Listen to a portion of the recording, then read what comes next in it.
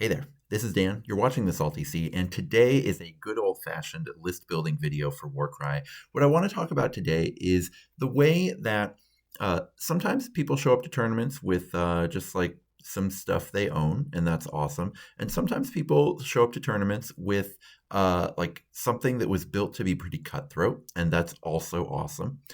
And sometimes people show up to tournaments with a type of list that I really want to talk about today, which is a list with real competitive teeth that you could still take to your local game store and play with your buddies. You could play them in your favorite campaigns and still have a really good time with pretty casual players as well. These are lists that have real plans to win and have gone to tournaments and done pretty well, but are still just going to be a blast on any table you bring them to. And I think that that's a really awesome thing to celebrate, and that's what I'm excited for this tournament. So I'm going to start with a list I call Whippy Fiend that Alex Wilkes took to 3-1 at a tournament called Warcry, and this is awesome. The list starts with a Darkoath War Queen with a blessing on there, then a Master Molder, a Darkoath Fell Rider, a Mighty Wilderfiend, just +1 strength on the Wilderfiend, and 4 Darkoath Marauders. And there's a lot I really like about this list that I think is worth talking about. The first is what makes it strong, what makes it pretty powerful, is there's a lot of damage potential here. The Wilderfiend can stand up to pretty much any big fighter in the game and hold its own, which is awesome. But you're also giving it bonus attacks with the Master Molder. You also have the Darkoath War Queen, who deals pretty good damage for her points cost, especially Savagery gives her +1 crit, so she's looking at a 2-5 profile instead of 2-4. So she has really solid potential for her points cost. And then the ability to kind of move the Darkoath Marauders around the board gives this list ridiculous mobility because you have the 1 horse. Wilderfiends are not slow. And then your War Queen is giving bonus moves to all your Marauders. Your Master Molder is already 6-inch move. So this is a blazing fast list that still does real damage. And that's a big part of what makes it so fun. You can get anywhere on the board you want to. You can be wherever you want to be. And then when a problem comes along, you can whip it. The Master Molder being able to use its sort of big whip ability is incredibly flavorful on the Wilderfiend, which is awesome. And I think that makes this a really great like campaign warband as well, because the Master Molder won't cost you that much to recruit because it's really cheap. And so, by your second or third game, you could have this whole combo in your list and then just be looking for artifacts to beef it up, which would be really sweet. It's all really lore friendly. The Darkoath have a lot of dealings with the Skaven.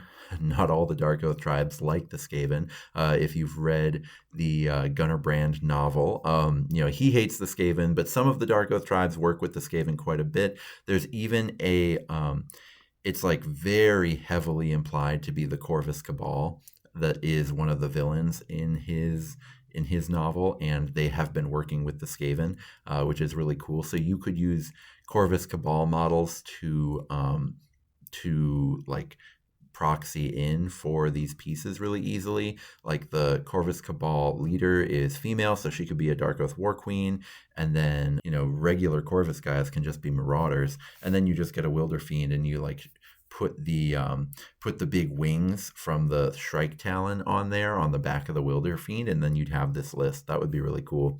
Corvus Cabal can be kind of hard to find now, so it might be tough to do that, but I think this list is like very much supported in the actual real lore of the game in terms of the novels that are out there, which is awesome, and it's also pretty powerful on the tabletop. The good news is, though, there are things that can stop this from being really oppressive for your friends. The main thing being that the 2 really big combo pieces here, the War Queen and the Master Molder, are both pretty low on wounds, so your friends will be able to, if they have things that can reach out and deal some damage, they'll be able to bring down the Master Molder, bring down the War Queen, and the list does get a lot less terrifying if you manage that. So, if you're bringing this out to competitive play, you're going to want to be really careful with those two pieces. But if you're at the casual table, you can play them just as YOLO as the rest of the warband would be. And then it's kind of on your opponent to kind of figure out an answer, figure out a way to get to them and bring them down.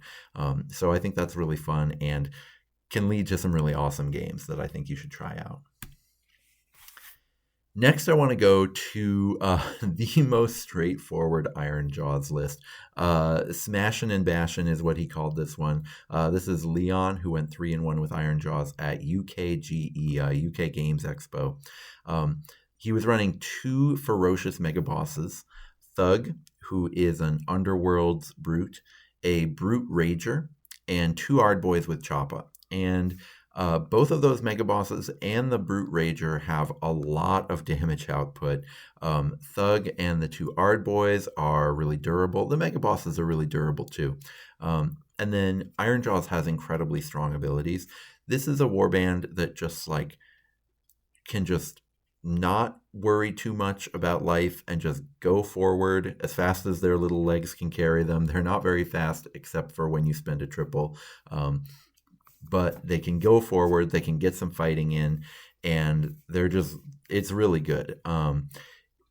It's sweet because you're just so fighty. There's going to be very few warbands that can actually stand in combat with you. It's really just like a couple ways to set up Stormcast, Skaven, and Ogres are really the only warbands in the game that can actually stay in combat with you and not be sweating the whole time. So you just get in combat and you just dominate, and that's going to be really sweet for a lot of people. It's not too oppressive, though, I think, because Ironjawz really struggles in the activation wars. Yes, they have the battle trait where as soon as your opponent waits, you get to have a bonus move, which in reality just means your opponents aren't allowed to wait. But when you only have 6 models like this list does, you can get in situations where your opponent just doesn't have to wait to be way ahead of you on activation wars. And so that can be an issue for you when you're sort of playing in certain settings. Now, one cool thing about this list for narrative play is that narrative play has way fewer objective missions, and objective play is something that this list is really going to struggle with. Thug is really the only fighter in the list that's any good at objectives.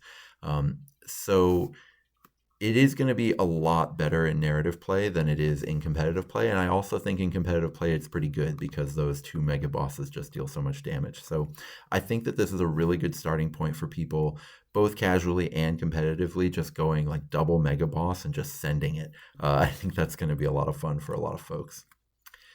Now I'm going to get into Splintered Fang, which I did not expect to say on this video, but Paula took this essentially Khagra's Ravagers list to Regnus Mortals.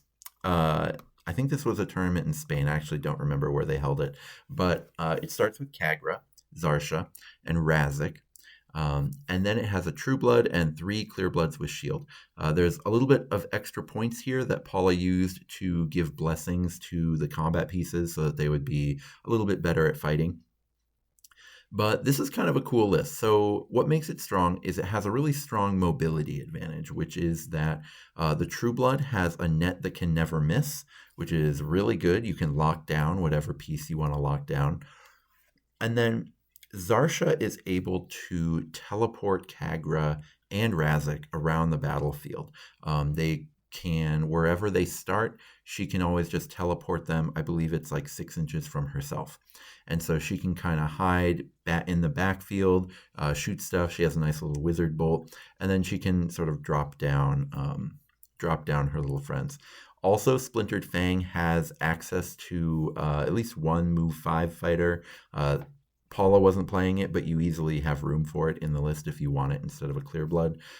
So you could, again, a lot like that Darkoath list, you could take some really strong mobility advantages here, which is cool.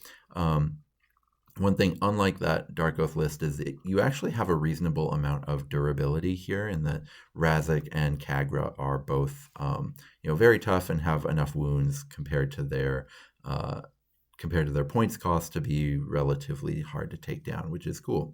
So I think that that's really awesome. Also, the theme is just so strong. Khagra's Ravagers, both in terms of the family ties on that warband and in terms of the just like that classic Chaos Warriors feel, along with the Clear Bloods, giving it kind of a slightly different sort of vibe. But, Splintered Fangs still feel very Chaos, which is awesome. And you could, once you're painting them kind of the same, it's a really great combo. So I really love that. And yeah, I think it's going to be like really evocative when you're playing it.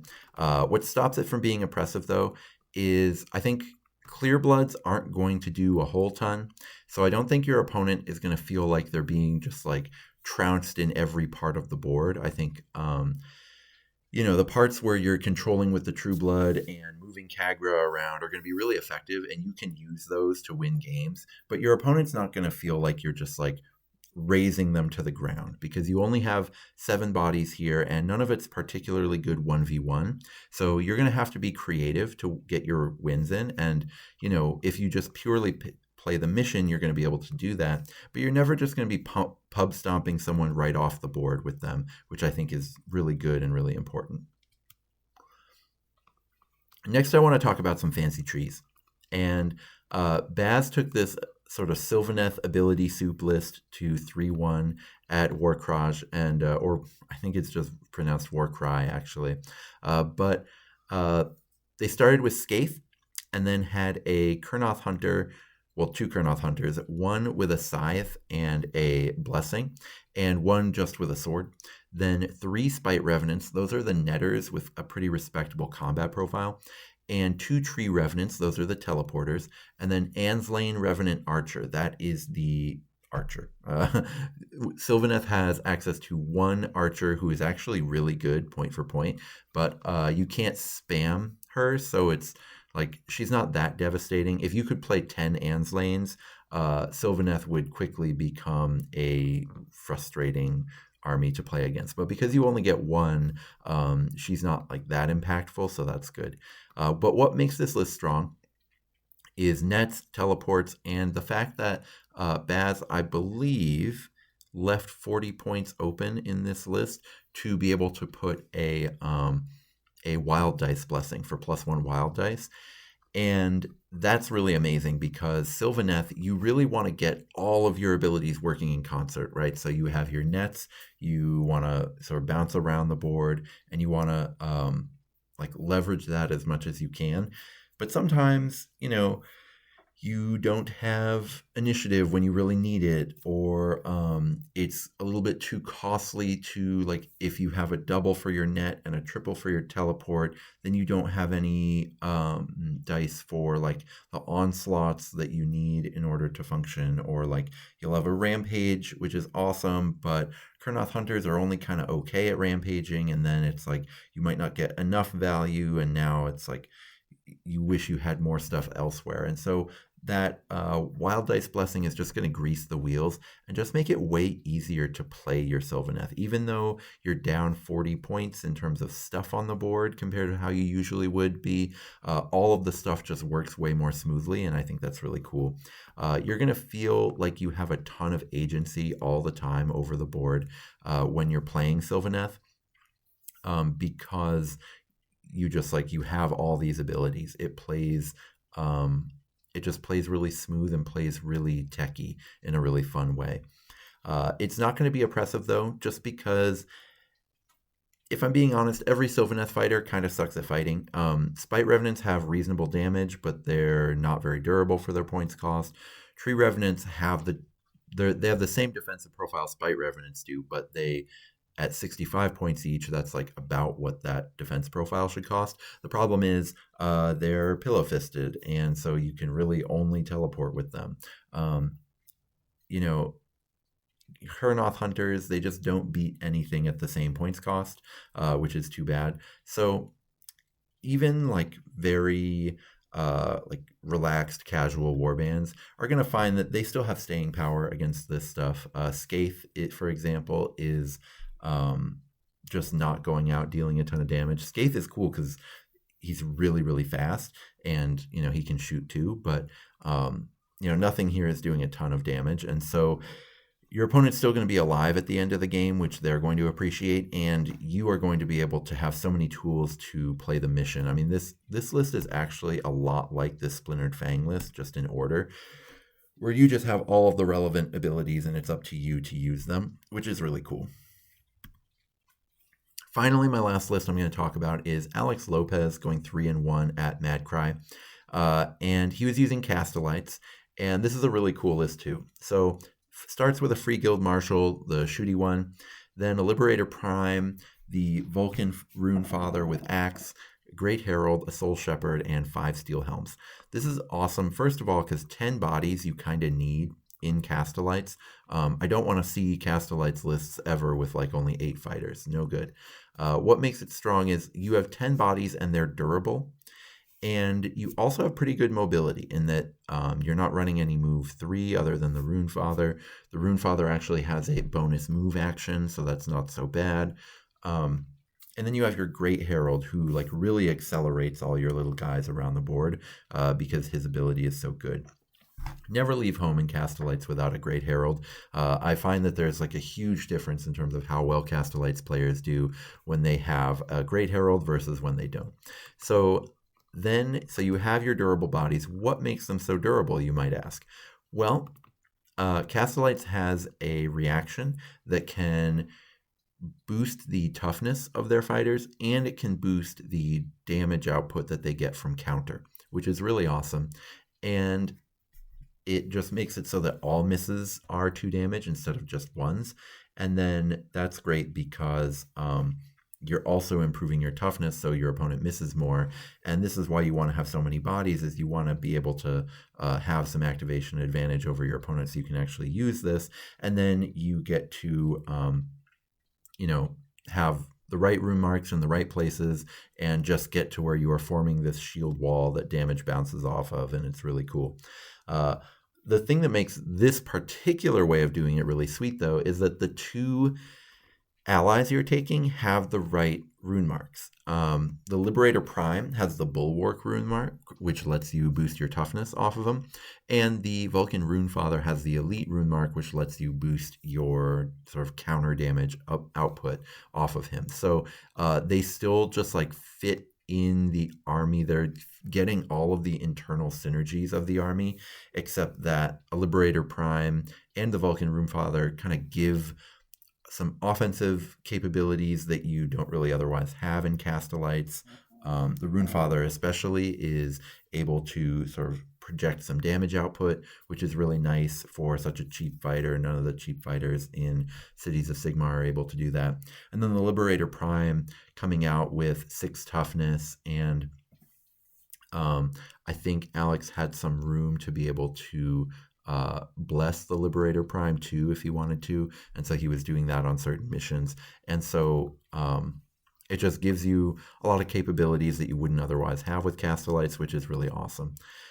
So I think that kind of way in which those 2 allies are just welcomed into the fold is really sweet and really fun, and I think that's so cool. But again, nothing here is doing just like really dumb amounts of damage, so you won't feel like you are